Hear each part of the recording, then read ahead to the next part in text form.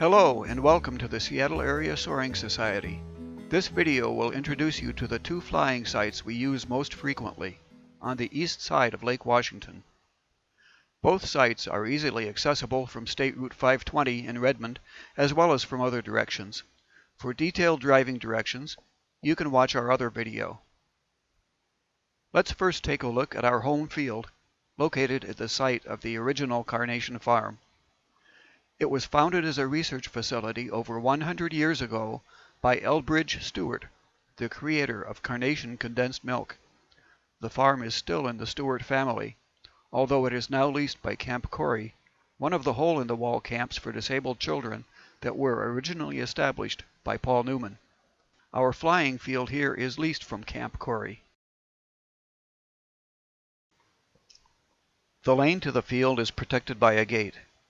A nearby keypad will accept a code to unlock the gate. If you are a SASS member, you will be given the gate code.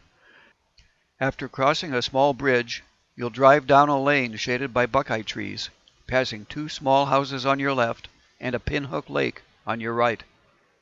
You'll take a left turn at the cattery. The cattery acquired its name when the farm was owned by Nestle. Several hundred cats were housed in these buildings for the express purpose of testing formulations for cat chow. Although the cats have disappeared, the name stuck. Behind the cattery is a certified organic garden, which supplies produce for the campers and for special Camp Corey events. You're welcome to take a stroll through the garden area when campers are not present. If you're lucky, you'll meet Rosie the gardener. But beware of the elk fence, it'll give you quite a charge. The garden gates are not electrified. We generally drive out to the field to park.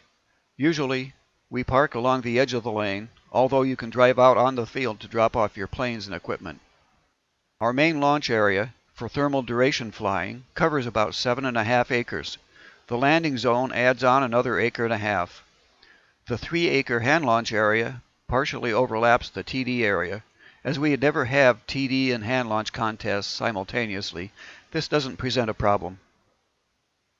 The launch area has been laid out in the direction of the prevailing wind, which, on good weather days, comes down the river valley from the west. The main hazard nearby is the plane-eating tree by the cattery, which isn't really as big as it appears here, but has a well-earned reputation. Other trees nearby, and the river, are easier to avoid. Not only is the plane-eating tree near the TD landing pattern, it's also near the cattery, which can be a good center of thermal activity. The field toward the river can also be a source of thermals for DLG pilots, and the clump of trees just past that field has been known to provide a bit of ridge lift. If you fly TD, you can travel a bit farther out, across the river, and pick up some lift from a real ridge. On the other side of the valley, lift can be found at the nose of the Carnation Farm ridge, as well as along the slope. And the fields to the south of the lane sometimes provide an abundance of thermals. There are no true no-fly zones at the field, although there are areas where it's prudent to maintain sufficient elevation to make it back to the field. The woods behind the garden are a bear to wade through. If you lose a plane among the Camp Corey buildings across the road, you'll need to be escorted to retrieve your plane. And there are height restrictions over the Bennett Farm to the northwest. The owners of the farm have expressed concern that low-flying aircraft will upset their horses.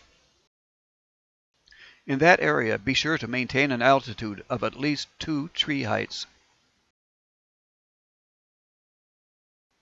SASS maintains several storage areas in one of the cattery buildings.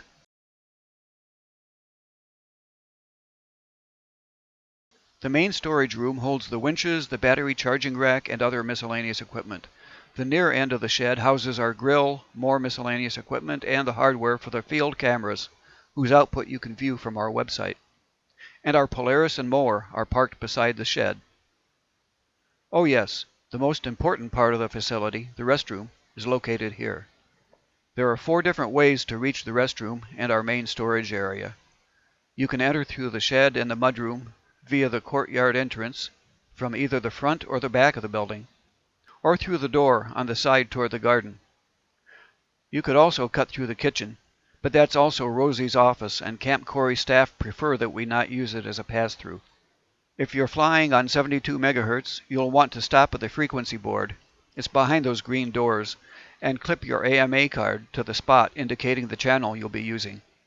Don't forget to pick up your card on the way out. That wraps up our tour of the field at Carnation Farm. It's a beautiful place to fly, but somewhat isolated.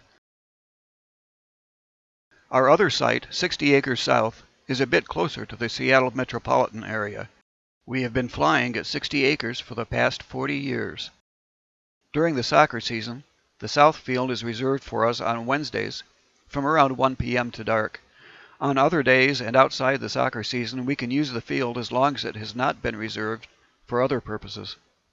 As you can see, the area to which we have unencumbered access is much smaller here than at Carnation Farm. The soccer fields to the north are, of course, open to the public, but you don't want your plane to come down there when games are in progress. There's a golf course across the slough and residential neighborhoods on top of the ridge to the right. And the area to the south is a Bermuda Triangle for planes.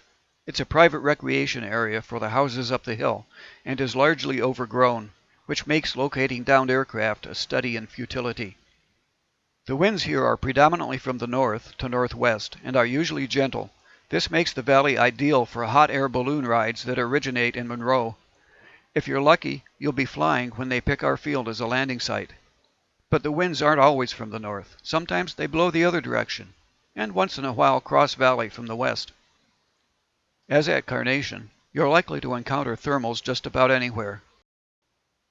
The ridge to the east and its extension out into the jungle can provide some great ridge lift, with the added benefit of thermals along the top of the eastern ridge. And the nose of that ridge can also provide lift when the wind is from the north. The row of poplars to the left of the field can also provide lift, but the ridge across the valley is too far away to be of any use. That concludes our tour of our local flying fields. We hope you'll join us either at Carnation Farm or on Wednesday afternoons at 60 acres for some sailplane fun.